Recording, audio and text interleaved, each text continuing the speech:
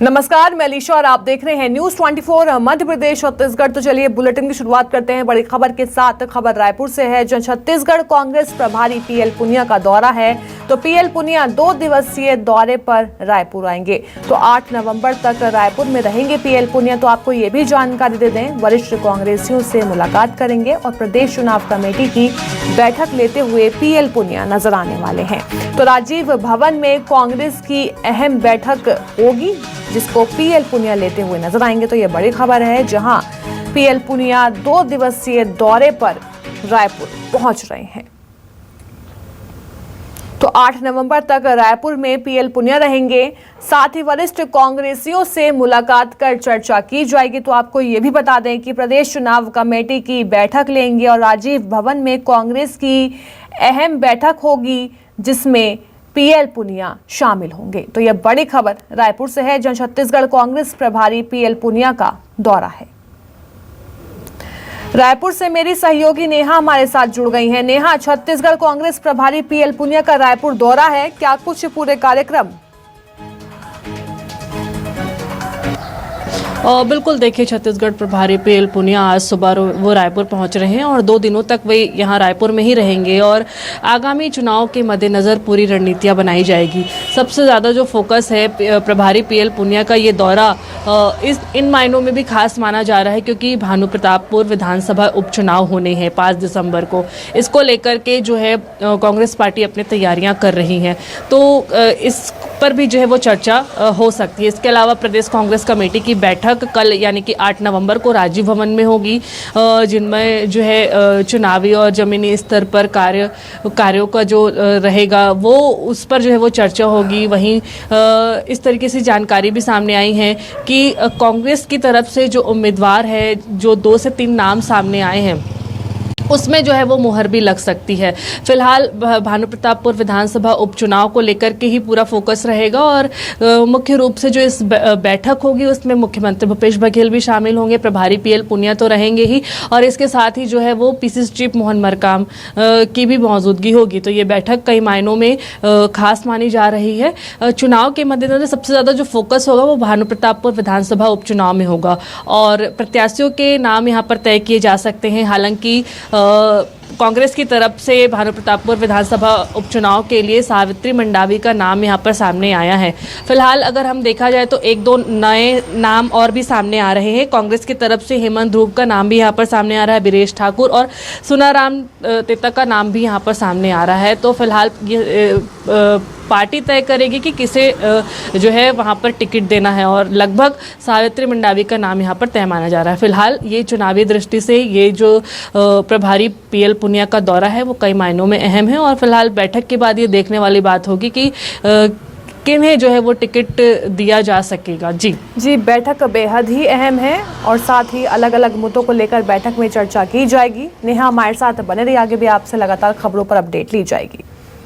एक और बड़ी खबर सामने आ रही है, जहां मिशन हिमाचल पर सीएम भूपेश बघेल हैं। आज परिवर्तन रैली में शामिल होंगे बघेल। तो आज प्रियंका गांधी 3 रैलियों को संबोधित करती हुई नजर आएंगी। तो वहीं कांग्रेस प्रदेश प्रभारी राजीव शुक्ला भी मौजूद रहेंगे। तो हरौली और ऊना में भी परिवर्तन प्रतिज्ञा रैली होगी और शाम में हिमाचल प्रदेश दौरे से रायपुर लौटेंगे सीएम भूपेश बघेल।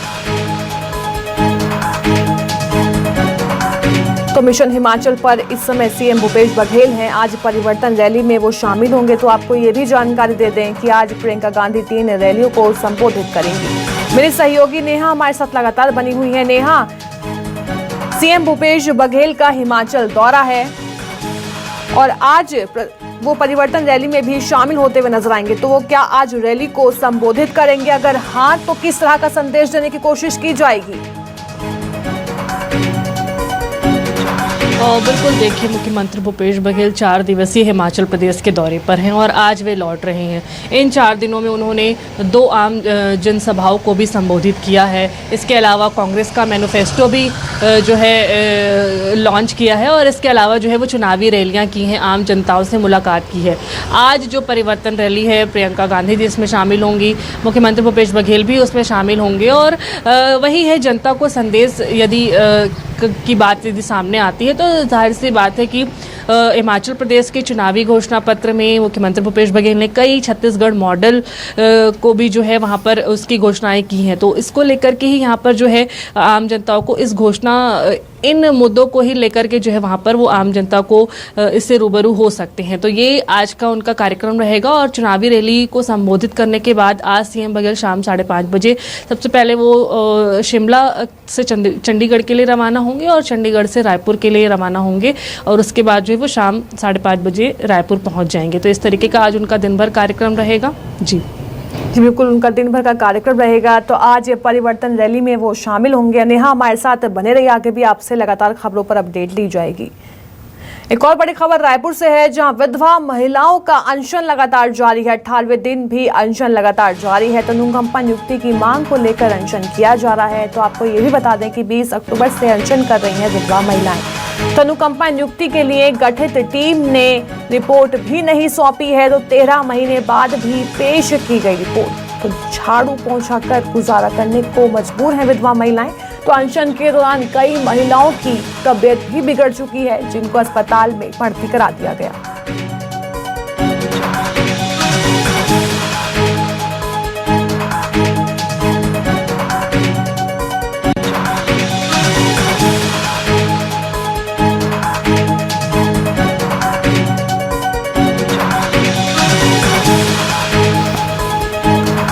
मेरी सहयोगी नेहा केशरवानी हमारे साथ लगातार बनी हुई है। नेहा, 18वें दिन भी अनशन विधवा महिलाओं का लगातार जारी है। आखिर उनकी मांग क्यों नहीं पूरी की जा रही, क्या वजह इसके पीछे की?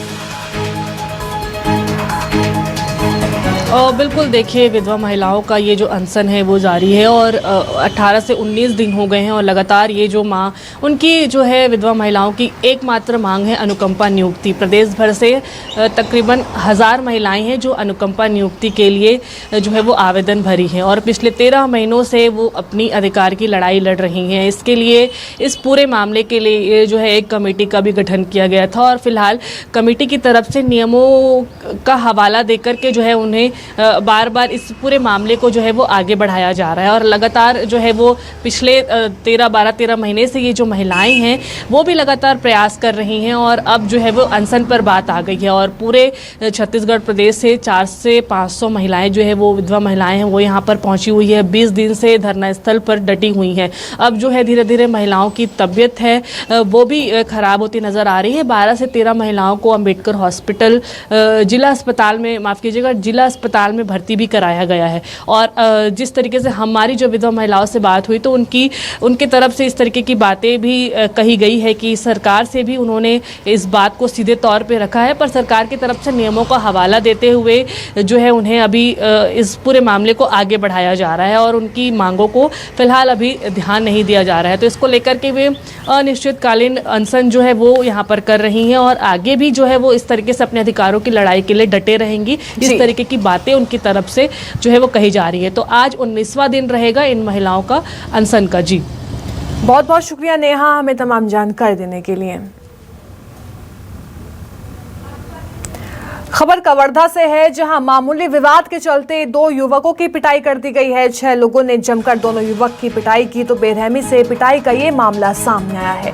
तो एक युवक पर जानलेवा हमला भी किया गया है। हालांकि घायल युवकों को जिला अस्पताल में भर्ती करा दिया गया है।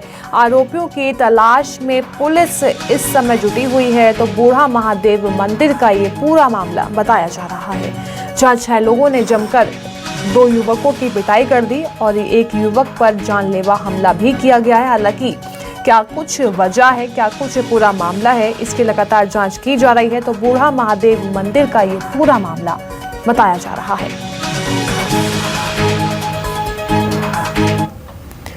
एक और बड़ी खबर रायपुर से है, जहां पुलिस विभाग में एसआई भर्ती रद्द होने पर विरोध किया गया है। एसआई भर्ती रद्द होने पर अभ्यर्थियों का प्रदर्शन देखा गया। तो काला दिवस मना रहे हैं एसआई भर्ती के अभ्यर्थी।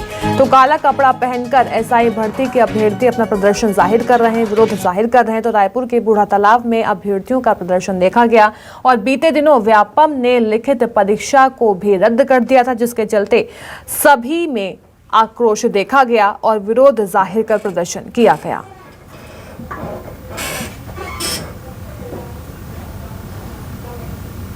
तो काला कपड़ा पहनकर प्रदर्शन किया गया है। एसआई भर्ती रद्द होने पर अभ्यर्थियों का प्रदर्शन देखा गया।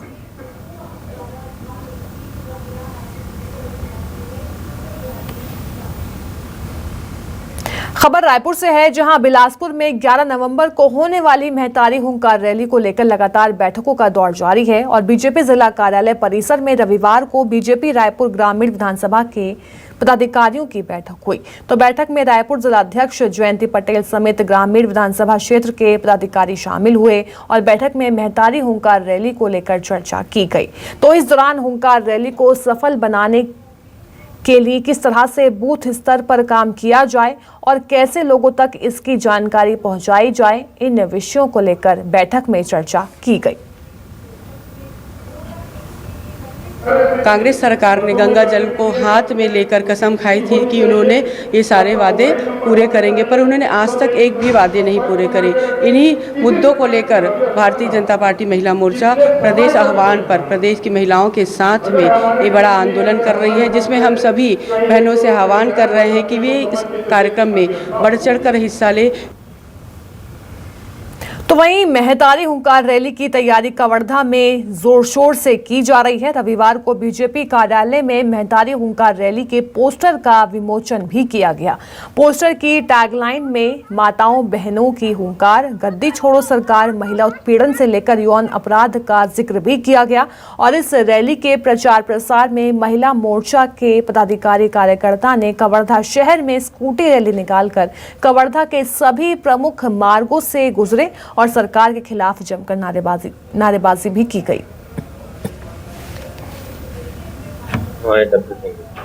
देखिए, पूरे प्रदेश से लगभग 1 लाख महिलाओं का हमने टारगेट रखा है जो बिलासपुर में एकत्रित होंगे और कवर्धा जिले का टारगेट 3 से 4 हजार का है, जो मुझे लगता है बहुत आसानी से हम पूरा कर पाएंगे।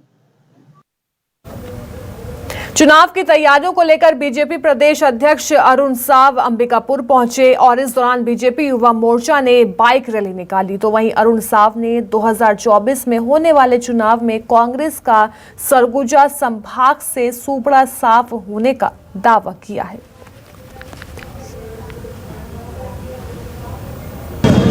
– 2018 का जो रिजल्ट आया वो कांग्रेस पार्टी के लुभावने जन घोषणा पत्र के कारण, गंगा जल हाथ में लेकर कसम खाने के कारण आया और आज छत्तीसगढ़ की जनता इस सरकार से छुटकारा चाहती है। छत्तीसगढ़ की जनता इस सरकार से परेशान है। हम जनता की आवाज़ बनेंगे। जनता की आशीर्वाद से 2023 में कमल खिलाएंगे। भानु प्रतापपुर उपचुनाव की सरगर्मी तेज हो चुकी है, भाजपा ने पर्यवेक्षक भी नियुक्त कर दिए हैं। मैं खुद भानु प्रतापपुर विधानसभा में कार्यकर्ताओं की एक बैठक ले चुका हूं।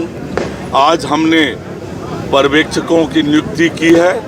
पूरी दमदारी से, पूरी ताकत से भानु प्रतापपुर उपचुनाव के मैदान में जाएंगे और आज जो छत्तीसगढ़ का वातावरण है और आज राज्य की कांग्रेस पार्टी के सरकार ने जिस प्रकार से आदिवासी समाज के साथ अन्याय और अत्याचार किया है, जिस प्रकार से अनुसूचित क्षेत्र के नौजवानों के साथ अन्याय और अत्याचार किया है, निश्चित रूप से भानु प्रतापपुर की जनता का आशीर्वाद हमें प्राप्त होगा। खबर रायपुर से है, जहां भानु प्रतापपुर उपचुनाव की घोषणा के बाद पार्टियां पूरी तरह से एक्टिव हो गई हैं। आज भानु प्रतापपुर जाएंगे पीसीसी चीफ मोहन मरकाम, तो कार्यकर्ताओं और पदाधिकारियों के साथ मंथन करते हुए वो नजर आएंगे। तो कांग्रेस पदाधिकारियों की बैठक भी लेंगे। तो बीजेपी ने कल ही पर्यवेक्षकों की नियुक्ति की है, लेकिन अब कांग्रेस भी पूरी तरह से एक्टिव मोड नजर आ रही है। आज भानु प्रतापपुर जाएंगे पीसीसी चीफ मोहन मरकाम।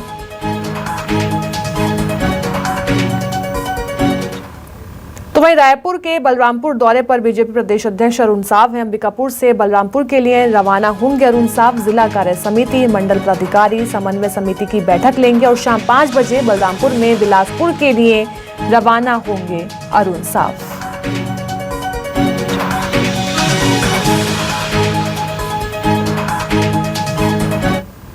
जशपुर के पत्ताकेला गांव में व जनजाति के लोगों ने मलेरिया की चपेट में आने से हड़कंप मच गया है और स्वास्थ्य विभाग की टीम गांव में कैंप लगाकर लोगों का इलाज कर रही है। तो वहीं गंभीर हालत होने पर 3 लोगों को अस्पताल में भर्ती कराया गया है।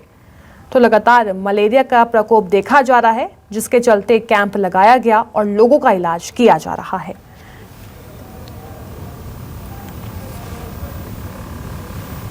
मलेरिया टाइफाइड हुआ था, दिवाली से पहले का है। 2-4 दिन यहाँ एडमिट थी, उसके बाद में छुट्टी ले लिए हैं। फिर परसों दिन से फिर तबीयत ठीक नहीं लग रहा था, बुखार ही आराम नहीं हो रहा था। तो फिर मुकेश अग्रवाल जी ने फिर एडमिट कर दिया, इलाज चल रहा है। क्या हुआ था? कितने लोग को हो गया था? 3 लोगों को। एक ही परिवार में 3 लोगों को पॉजिटिव आया था। एक की उम्र 23 साल, 21 साल का है, 2 साल का बच्चा है। बाकी वो उनका इलाज चल रहा है, भर्ती करके बिल्कुल ठीक हैं। और वहाँ कल हम लोगों के द्वारा कैंप लगाया गया। कैंप में 81 लोगों का परीक्षण किया गया, जिसमें एक भी पॉजिटिव नहीं आया है। आज भी कैंप जारी है और आज भी कैंप में हम लोग 132 मरीज का जांच कर चुके हैं। पूरे गांव का हम लोग रैपिड फीवर सर्वे करवा रहे हैं और वहाँ पर एक भी पॉजिटिव केस नहीं आया है। मामूली सर्दी खांसी के 2 मरीज मिले हैं, जिसका की दवाई दे दिया गया है। तो चलिए वक्त है छोटे से ब्रेक का, जल्द होंगे हासिल।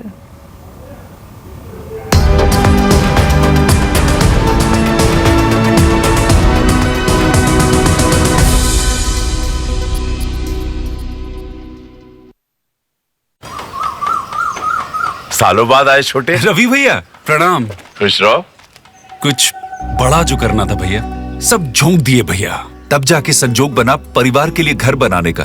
घर भी तो एक ही बार बनाओगे ना। देश भर में बहुत घर बनते देखे भैया, तब जाने परिवार की खातिर घर बेस्ट होना चाहिए। फिर तो बाबू सीमेंट एक ही हो सके। जी भैया, अल्ट्राटेक। वाह छोटे, घर एक मौका एक, इसीलिए सीमेंट भी देश का नंबर 1 अल्ट्राटेक।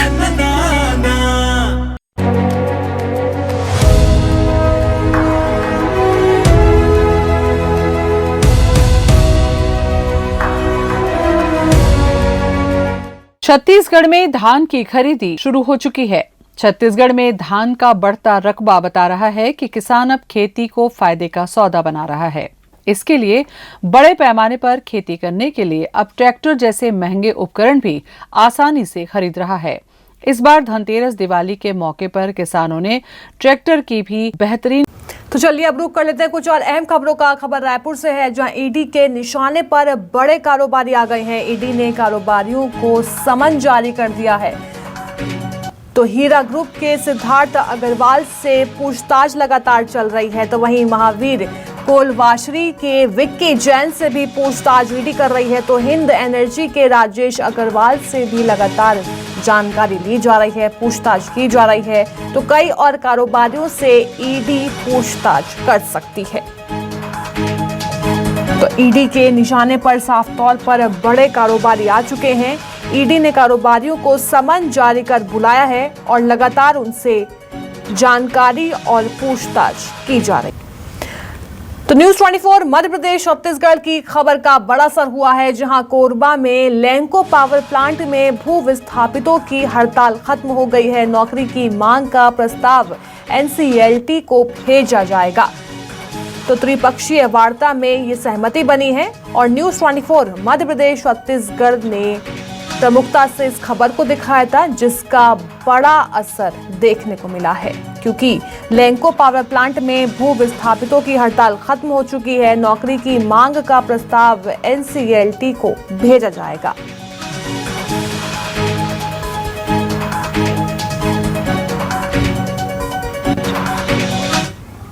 खबर रायपुर से है, जहां 3 साल पहले हुए अंधे कत्ल की गुत्थी सुलझा ली गई है। अंतर्राष्ट्रीय क्रिकेट स्टेडियम में हत्या की गई थी। तो चरित्र शंका में परसदा के देवेश जांगाड़े की हत्या कर दी गई थी, लेकिन अब पुलिस ने ये पूरी गुत्थी सुलझा ली है और पुलिस ने 3 आरोपियों को गिरफ्तार भी कर लिया है। तो आरोपियों ने बिजली के तार से गला दबाकर हत्या को अंजाम दिया था। तो ये बड़ी कार्रवाई है, जहां 3 साल पहले हुए अंधे कत्ल की गुत्थी सुलझा ली गई है और पुलिस ने 3 आरोपियों को धर दबोच लिया है।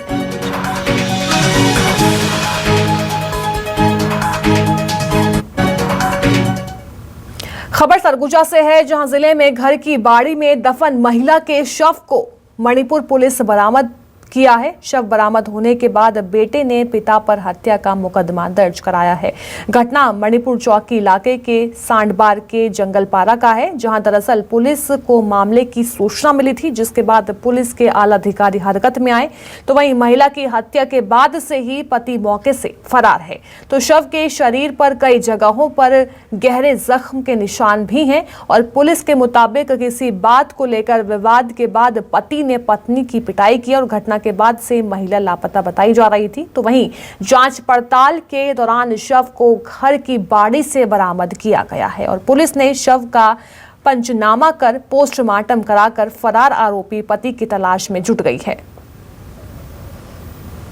मणिपुर चौकी में एक सूचना प्राप्त हुई थी, जिसमें सांडबार जंगलपारा में रहने वाले जो मृतिका है उसका उसी के घर में मारकर पीछे दफना दिया गया है। ऐसी सूचना पर तत्काल वहाँ पुलिस पहुंची थी और बॉडी को जिसमें एक्सकेवेट किया गया है तो पता चला है कि उसके शरीर में चोट के निशान भी पाए गए हैं और इस आधार पर मणिपुर पुलिस के द्वारा इसमें अग्रिम कार्रवाई करते हुए आईपीसी की धारा 302 के तहत इसमें अपराध पंजीबद्ध किया गया है। खबर बिलासपुर से है, जहां फर्जीवाड़ा कर निकाले 1,70,000 रुपए तो सहायक पोस्ट मास्टर के हस्ताक्षर किए गए। तो पीड़ित ने सिविल लाइन थाने में हालांकि शिकायत दर्ज करवा दी है और पुलिस ने आरोपी को गिरफ्तार भी कर लिया।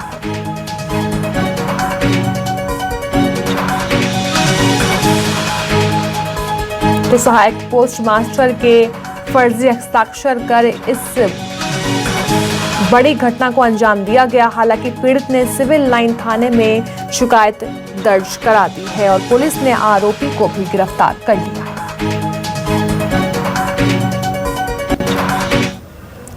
खबर कोरबा से है, जहां 8 साल की बच्ची के साथ दुष्कर्म का मामला सामने आया है। 16 वर्षीय नाबालिग युवक ने दुष्कर्म किया है। तो जंगल में मवेशी चराने गई थी ये बच्ची, जिसके साथ दुष्कर्म किया गया। तो पड़ोस में रहने वाले नाबालिग युवक ने दुष्कर्म किया है। तो पीड़िता बच्ची को अस्पताल में हालांकि भर्ती करा दिया गया है और अस्पताल में बच्ची का इलाज जारी है।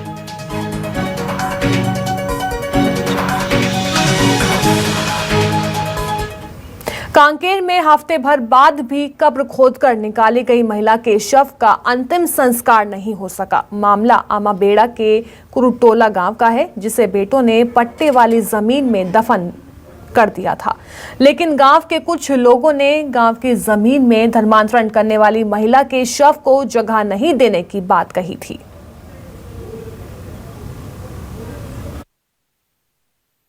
कि आने वाले समय में ऐसी घटना का पुनरावृत्ति ना हो। जो भी गिला सुकवा एक दूसरे समाज के प्रति या लोगों के प्रति है, आपस में बैठकर ऐसे निराकरण कर लेना चाहिए और मृत शरीर के साथ ऐसे अमानवीय कृत्य नहीं होना चाहिए। तो चलिए फिलहाल के लिए बस इतना ही। बने रहिए न्यूज़ 24 मध्य प्रदेश छत्तीसगढ़ के साथ।